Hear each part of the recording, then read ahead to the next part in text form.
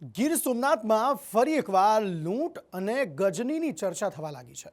પૂર્વ સાંસદ દિનુ સોલંકીએ આરોપ મૂક્યો કે જેવી રીતે ગજનીએ સોમનાથને લૂંટ્યું હતું તેવી રીતે હાલના કલેક્ટર દિગ્વિજયસિંહ જાડેજા ભ્રષ્ટાચાર કરી સોમનાથને લૂંટી રહ્યા છે। પૂર્વ સાંસદ દિનુ સોલંકીએ કલેક્ટર ભ્રષ્ટાચારી તેને ગણાવ્યો અને તેમની પાસે 100 કરોડની મિલકત હોવાનો પણ દાવો કર્યો।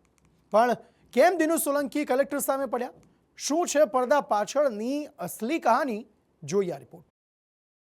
પૂર્વ સાંસદ દિનુ સોલંકી અને ગીર સોમનાથ કલેક્ટર વચ્ચેનો વિવાદ રાજ્યભરમાં ચર્ચામાં આવ્યો છે।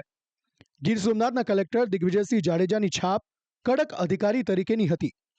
દિગ્વિજયસિંહ જાડેજાના અધિકારીઓને ખખડાવતા અનેક વિડીયો તમને સોશિયલ મીડિયામાં મળી જશે, પરંતુ હવે પૂર્વ સાંસદ દિનુ સોલંકીએ કલેક્ટર દિગ્વિજયસિંહ જાડેજાને ભ્રષ્ટાચારી ગણાવી તેમની કડક અધિકારીની છબીને ધૂળધાણી કરી નાખી છે।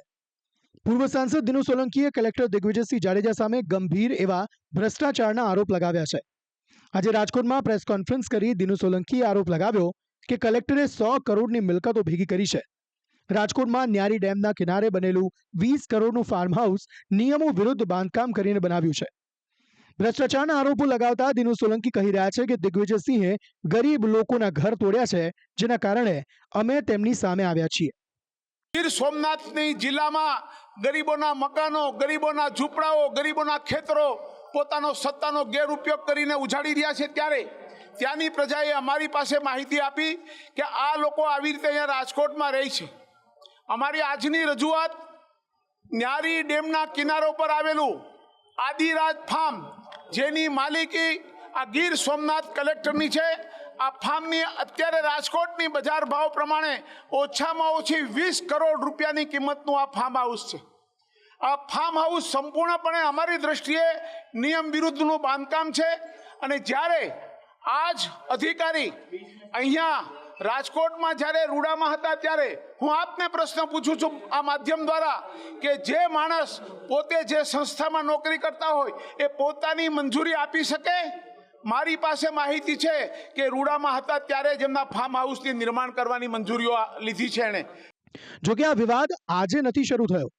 18 ફેબ્રુઆરીના રોજ સ્થાનિક સ્વરાજના પરિણામો જાહેર થયા, જેમાં કોડીનાર નગરપાલિકામાં ભાજપની ભવ્ય જીત થઈ।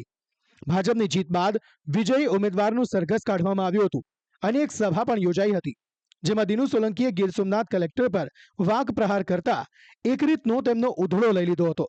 જેટલા ભ્રષ્ટાચારના આ જિલ્લાને લૂંટવાના જેટલા ભાઈએ કારનામા કર્યા છે, એની હું જાહેર મંચ ઉપરથી ગુજરાત સરકાર પાસે હું માંગુ છું કે આની તપાસ થવી જોઈએ, અને કોઈ પણ અધિકારી જો ભ્રષ્ટાચારમાં રતપ્રત હોય એની સામે અમે તપાસ માંગીએ છીએ। આ સોમનાથ ગીર સોમનાથ જિલ્લાના કલેક્ટર દિગ્વિજયસિંહ જાડેજા માટે અમે તપાસ માંગીએ છીએ। એનાથી જે પણ કાયદાથી થતું હોય મારી પર કરે, મને વાંધો નથી, પણ હું પ્રજાનો પ્રતિનિધિ છું અને પ્રજાએ મને ચૂંટ્યો છે। મારે ચોક્કસપણે કહેવું છે કે મારે મારા ઉપર પણ જોખમ લઈને જે કરવું પડે પ્રજા માટે હું કરીશ।